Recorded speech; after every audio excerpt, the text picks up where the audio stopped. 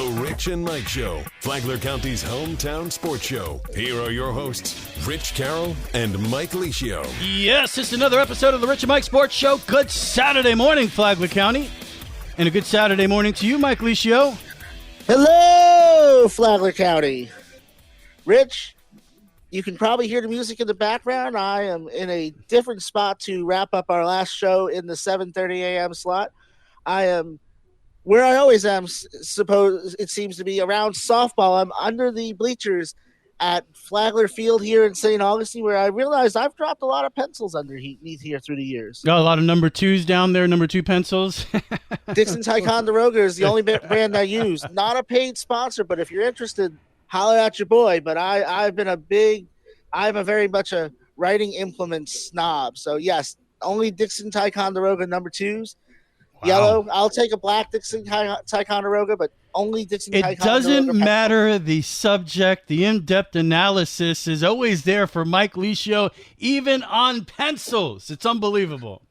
Noted pencil snob by my coworkers. Wow. And, that's the programming note right there. This is the final week that the Rich and Mike Sports Show will be in the 7:30 a.m. slot on WNZF. Making the move next week, Mike, to 11:30 a.m., where we will lead into Fox Sports here on WNZF. We're pumped up about that. And if you turn on the radio and you don't hear Rich and Mike at 7:30 in the morning next week, fear not, because the show will air at 11:30 a.m. And we're pumped up about it.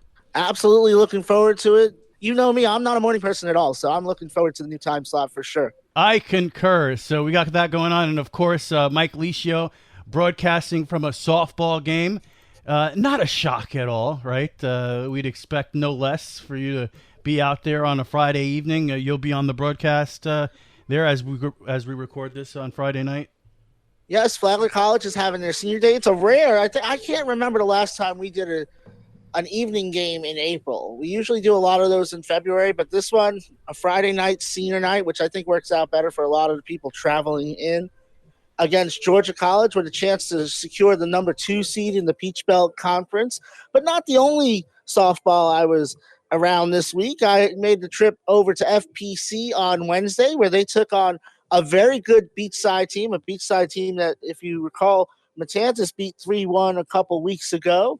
And they had a pretty good showing. It got off to a rocky start. 2 home runs in the first 3 batters for Beachside in the top of the first, but after that, Ashley Pigeon settled in until the bats got going. Skylar Ludovici had 2 RBIs and 3 scoreless innings to pick up the win in relief, and it was a really good win for FPC.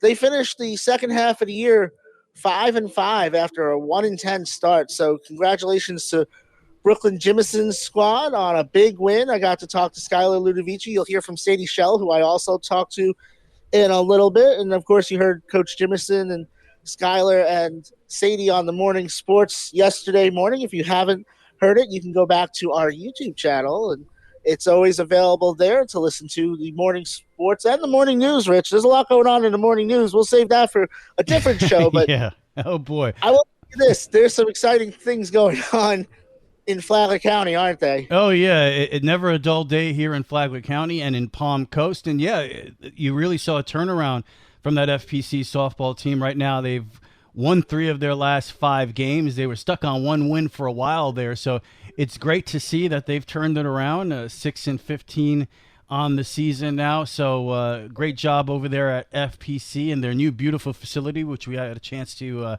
check out during the Matanzas game, which was great to see, and that's going to be serving the community, that ballpark, for years to come here. So a lot to be excited for here in Flagler County, and of course, that Matanzas Pirates team, 19-1. Wow, what a season they have had! And Mike, definitely happy to say that we will home playoff game on May 8th. We're going to broadcast that on the Flagler Radio YouTube channel. The community has stepped up, and they've made sure that we're going to have a place on YouTube to broadcast this game. So FHSAA will get their fee, and the people of Flagler County will get their big softball playoff game at the Ship.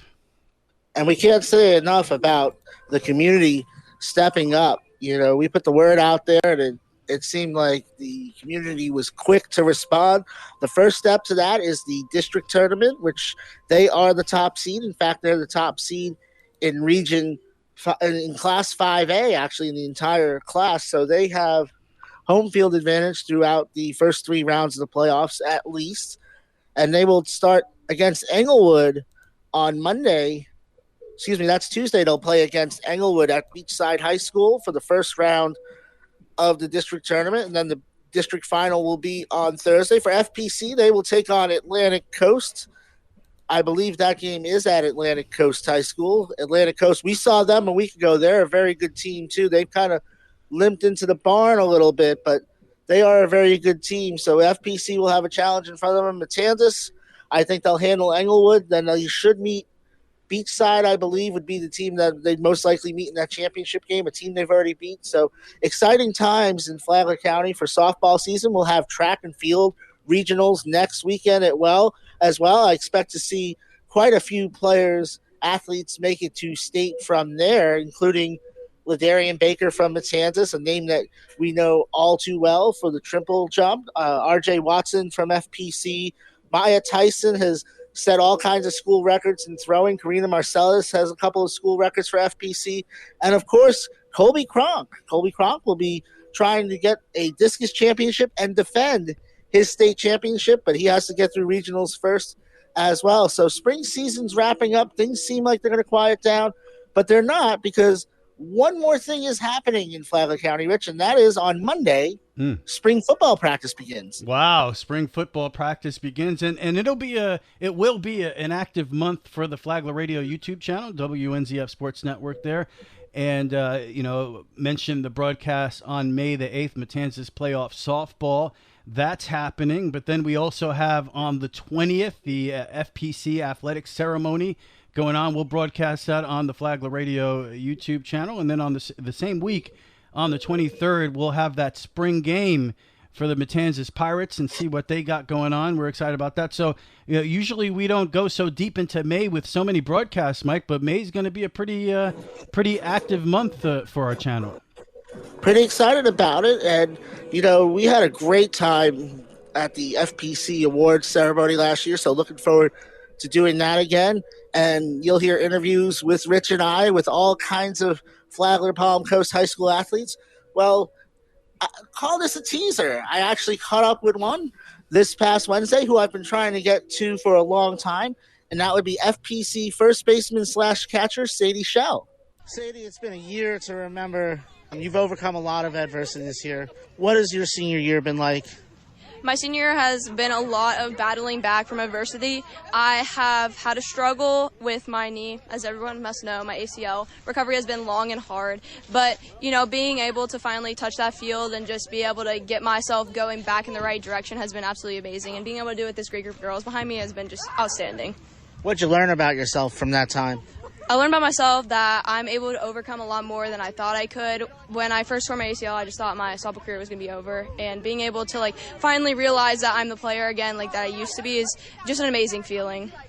You're going to be off to Kaiser University next year, so you're going to be playing college ball. How has this experience this year prepared you for that?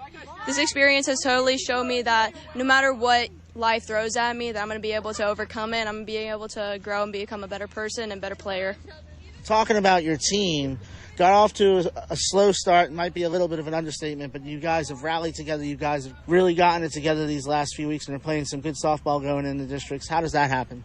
Happens through a lot of practice, a lot of hard work, and just being able to come together as a team. Once we're able to, limit those errors and start performing at bats, we're able to, get those team wins, and being able to just, all perform really gets us going for districts in the right direction.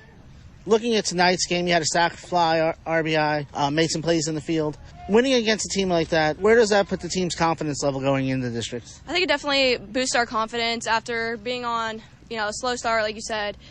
Being able to have a win like this under our belt right before districts really gets us going, thinking that, we can get the first round under our belt and, have a battle into the second round of districts. Semi-related question I ask every first baseman. Why a fielder's mitt versus a first baseman's mitt? Honestly, I've never really played first base, so I just don't I don't have a broken in first baseman's glove, so I only use my fielder's glove just because I have it. It's better than the catcher's glove. You gotta love that's so baseball right there. I gotta go with the glove that's broken in, and it takes time to break in a first baseman glove. And if that's not your normal position or the position you've spent a lot of time in over the last few years, you go with what you're comfortable with, Mike.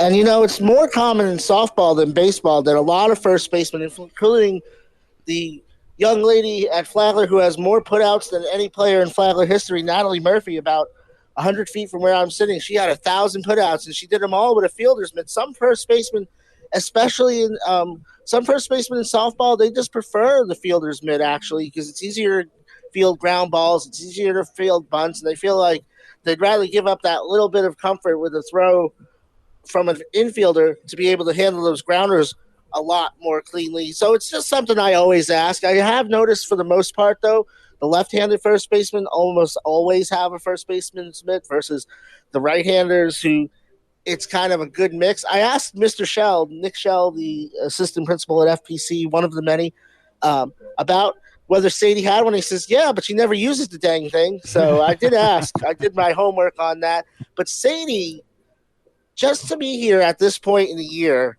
when she tore her ACL in the very last game of travel season, so right before the school year started. So it was a gargantuan effort just to get cleared to play.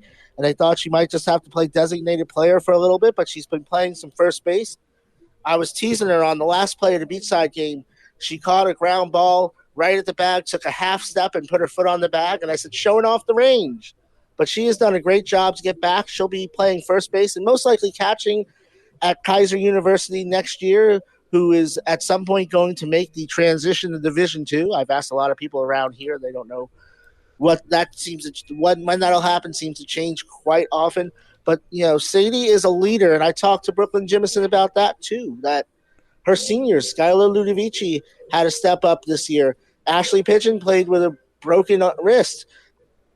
Sadie Shell played on a knee brace the whole year, and they stepped up and they showed the quiet they led by example, and I think that has shown why this team was able to turn it around at the end of the year. Yeah, when you see some of those veteran players dealing with injuries and doing everything they can to get back on the field, basically for the love of the game and the love of their teammates and wanting to experience that there as seniors and not let that year go by, that has to be inspiring for the other players to step up and do what they have to do to help the team be successful. So it's always beneficial to a team, a program, to have seniors that are leaders in that way, that lead by example.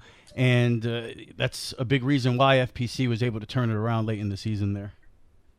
And it shows you that as a player, it tells you that if my pitcher is pitching with a broken arm and my first baseman's out there in a knee brace, that, maybe I need to fight harder. Maybe this is what it takes to be successful. And, sure enough, as that team has gotten through the year, they've gotten more successful. So it's not going to be the year that they wanted to go out on. If they, depending on how they do in districts, they might end up with 6 or 7 wins this year versus double-digit losses. But they can always hang their head high with how strong they finish the season. Definitely 100%. And as you mentioned, going on to great things here after their senior year. All right, Mike, what else we got going on here locally? So we had a lot of a pretty big news story in Flagler County.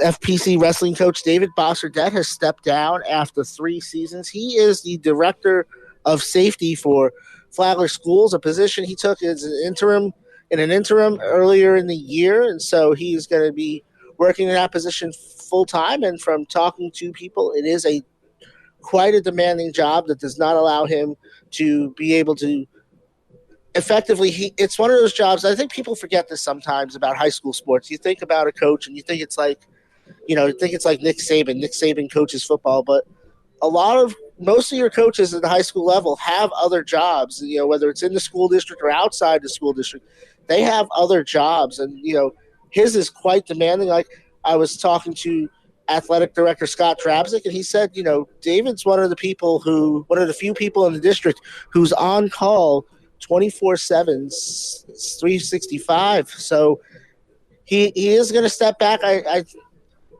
get the impression that he'll be involved somewhat, a little bit still in the program, but just the demands of his day job are putting a lot of strain. It's a lot of long hours, and it's a lot of long hours to coach. But then if you have a job where you have to put a lot of long hours in as well, it is kind of tough. But he had unparalleled success. Well, success FPCs have always had great success in the wrestling program, but what he did in a short time, 4 different athletes won state championships. His girls team this past year, one of the greatest teams ever assembled. He was region coach of the year. He was district coach of the year. He was state coach of the year currently. So, it's a big loss to Flagler County to lose someone in the athletic community like David Bosserdet. But, more important than that is what he will continue to do in his new role at the school district. So we wish him the best of luck. I'm very sad to see him go, and then we'll see who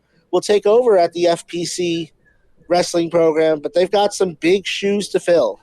Yeah, and, obviously with the day job, and it's a lot, and sometimes I think you just need a break, right? You need to step back and focus on one thing. Doesn't mean that the other thing is over and that you're not going to return eventually to coaching. We see great coaches all the time who have had success take a step back and then years later return to the manager seat, the head coach, whatever it is. How many times have we seen that in football, Mike, where a great coach, retires and then years later they come back? I remember Parcells did that. Belichick now is coaching college. Eventually, you find your way back. So while right now Bosserdet has to take a step back and focus on other things, being the great coach that he is, having the success that he's had in this county, it would not shock me one bit if sometime within, not even the distant future, but near future, within the next 5 years, he'll find himself coaching again. Absolutely, because there probably will come a point where he's established himself in his new role and he's comfortable in his new role where he says, yeah, I can make this work. I can make this work, and I can still find time to devote what I need to devote to the job, devote what I need to devote as a coach and to my family, and make it all balanced. And sometimes it does take that time, but, it's better it takes a lot of courage, in my opinion, to be able to realize that that's not an easy decision to make. I'm sure that is not a decision that he took very lightly. So to be able to make that decision, I think, shows the type of person David Bosserdet is, that he's a big picture guy. Yeah, and the great coaches, they know how much effort and what it takes to be great, what you have to put into that position to have success. And he knows right now, well, I don't have the time to do that. So instead of doing half a job, let me step aside, focus on what I need to focus on right now. And like I said, usually great coaches, they find themselves back in the sport that they love, because you just can't stay away. It's what you love. It's your passion. You're passionate for these students and seeing them be successful and passing on the knowledge that you have accumulated over the years. That's one of the great things about coaching, is that you have been coached and you take all of that knowledge and now you pass it on to the next generation. So it's hard to completely stop. And yeah, I'm sure, like you said, even while he's not the coach, probably step in and having advice here and there for an athlete, and there'll still be some coaching going on until, like you said, he can get comfortable in his new position and find his way back into being a full-time coach, which I think is a high possibility eventually, because you see coaches go through this all the time. Absolutely, and I agree with you. Also want to send congratulations to one of his former players, or soon to be former athletes, Nina Borgman, who committed to Felician University in Rutherford, New Jersey, just 2 miles from MetLife Stadium and 7 miles from New York City. Although when I Googled it on Google Maps, it said it was a 53-minute drive to get those 7 miles. But darn, 95. Yeah, that's going through the Lincoln Tunnel, which is one of the world's longest parking lots. But speaking of the Jets, there was a little Jet news yesterday. Very little, in my opinion, or Thursday, I should say. Yeah, on Thursday we had the NFL draft. The NBA playoffs is in full swing, or full dribble. I'm not sure what to say there, but there's a lot to talk about on the national sports scene. We'll get to that after this. Thank you so much for recommending us to your family and friends. When you need a 30, 60, or 90-minute massage, it's real easy to book your appointment online. MassageByNatalie.org. MassageByNatalie.org. All right, Rich and Mike Sports Show, Saturday morning, WNZF. Next week, Rich and Mike Sports Show will air at 11:30 a.m., so keep an eye out for that. Mike, the NFL draft on. These are the moments where I feel like maybe I'm not a good football fan. I love the NFL. I love football. You guys here in Florida have gotten me into college football and, of course, high school football. Really, at this point, what we're most passionate about is covering our local athletes and their journey and bringing that to life on the screen on the Flagler Radio YouTube channel. But the NFL draft came and it went on Thursday, and I hate to admit this, Mike. I did not watch one moment, even with the Jets having the number 7 pick of the draft in the draft. I did not watch one moment of the draft, not necessarily because I was avoiding it, but I was locked into that Nick playoff game, Game 3 with the Detroit Pistons, and that's become a fiery, physical, fun-to-watch series. So I was locked in on that game, completely forgot about the draft. And, you know, I'm also not upset I missed it because it's usually quite a snore fest in my opinion. And this year definitely was. And I got to have a brief aside as I hear Living on a Prayer coming on back here. You know, I'm a huge Bon Jovi fan. I think they're the greatest band. And also I wanted to say that Mr. Brightside is overrated. Oh, but I digress. It was a boring draft. And you know, when a draft isn't very good, when you see most of the draft picks are defensive and offensive linemen because there's not in the first round because there's not a lot of talent worth reaching for. So what a lot of teams do, I'll draft a defensive lineman. It's safe. A tackle is always safe. We kind of were talking about it off air. You know, the Jets drafted Mekhi Becton. He was a bust for the Jets, but he's turned into an all-pro guard for the Eagles. So you draft those guys because they're safe, because if a tackle fails, usually you can move them inside and you still get value from them. Same thing with a defensive end. You can move them inside and maybe get some value from them as well. So there was a lot of that. Wasn't really that excited about the Jets draft pick. I guess they're just going to keep drafting tackles until they get one right. And I guess a key to me, another reflection of how weak this draft was, a right tackle going in the top 10. Not a left tackle, a right tackle. And normally you don't go right tackle in the draft unless you've got that early in the draft, unless you've already got an all-pro, all-world left tackle, which the Jets do not. So can't really take a lot from it. I think the biggest surprise to me was Shedeur Sanders not getting drafted in the first round. I still believe that he is, if not the best quarterback, the second best quarterback in the draft. But obviously the people who know and the people who get paid the big bucks to know don't agree with me. And just looking at it now, pretty shocking. You don't usually see this, but like you mentioned, there's just not a lot of talent at the quarterback position that teams are getting excited for in this year's draft. And definitely when the Jets are always looking for a quarterback, right? But when they have that top 10 pick and there is talent in the draft at that position, that does make the draft a little more exciting. And if I knew that there was a quarterback on the Jets' radar, I probably would have tuned in. It would have been on my mind to tune in. But being what it was, the Jets, I think they drafted a tackle, again, like you said, out of Missouri, Armand Menbu, I think is how you say his name. But that's a good draft pick for them, I think, because it's clear what they want to do here. They go out, they get Justin Fields. They have some dynamic running backs. They're going to want to play smash mouth football and really run the football here. I don't know how well that's going to work in the modern NFL, but that's what they're going to go for. They're probably going to go for defense and running. You got a quarterback that arguably, behind Lamar Jackson is the most athletic, best running quarterback in the league. So you build that offensive line and you run the ball. So I think it was a good draft pick for the Jets. Not exciting, not very interesting, but it's probably what they needed.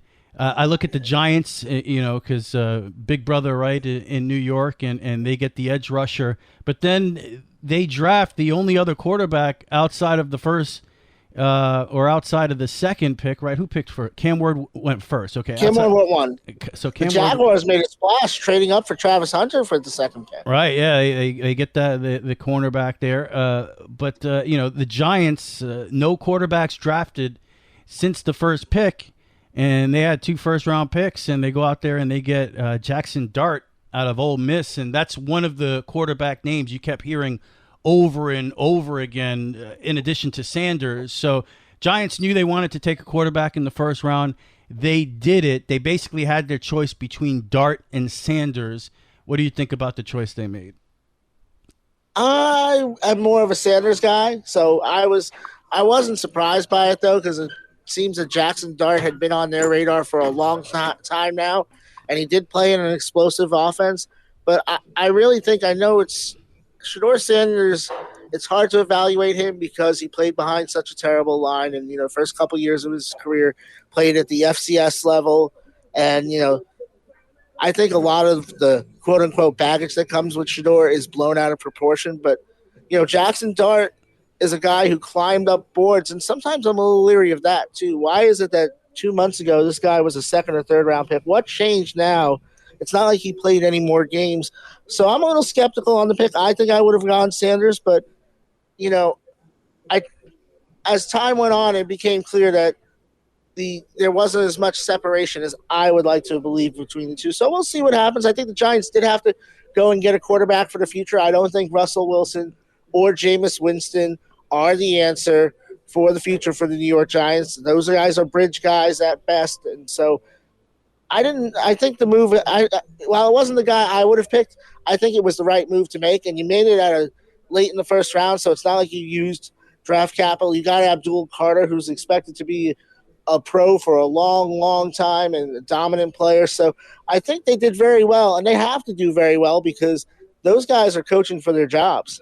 It doesn't, and going back to the Jets, it doesn't look like they will be drafting a quarterback in this draft. It'll be interesting to see if Sanders does fall back to them. What do they have, like the 45th pick? I didn't see that. I think that's about right. Take a look back at it. But it'll be interesting to see if he falls back to the Jets, because Justin Fields obviously not a proven superstar. Maybe at this point you would look at him as an average NFL quarterback with above average athleticism. But from everything you hear from management and the new head coach and the way they're building this team now, drafting that tackle, it looks like they're trying to build around Fields, and they really do believe he can be something more. That's going to be a gamble that I think is going to define this new regime with the Jets. Is it going to work out? If you go by history, it's not going to work out and it'll be a disaster. But who knows? You got the hope right now that you build around this guy, and maybe if he's coached up well, which is nothing that never happens with the Jets, but if you coach him up well, he takes the next step and he becomes a superstar in this league. And next thing you know, you have a dynamic running quarterback who can also get it done with the arm. You have an elite offensive line, best running attack in the NFL. That's the dream, Mike. That's the dream. Keep dreaming, Rich. Keep dreaming. Don't let those dreams die. And, I think just as we have about a minute left here, I did want to mention my New York Knicks with their 2-1 lead over the Detroit Pistons in what has been a physical series. Fun to watch. I think it comes down to this for the Knicks, and unfortunately it came down to this pretty much for the Minnesota Timberwolves last year. What Karl Anthony Towns are you going to get? Are you going to get the Game 2 Towns that scores 10 points, no shots in the fourth quarter, completely invisible? Or are you going to get the absolute beast that was out there for Game 3, 31 points, knocking down threes, taking it to the goal with authority? What Karl Anthony Towns are you going to get, and that's going to determine if the Knicks are going to have success in this series. And he's been an enigma. That's something you pointed out many times during the season. Also, where the heck is Josh Hart been most of the series? Yep. He's another guy not shooting the ball well, but you expect him to do other things to help you win. But NBA playoffs have been a lot of fun. We have enjoyed it, and of course the NFL draft was a snooze fest for me, but maybe you enjoyed it. But more so, I hope you enjoyed the Rich and Mike Sports Show. We will be back next Saturday at 11:30 a.m. right here on WNZF. Have a great weekend, Flagler County.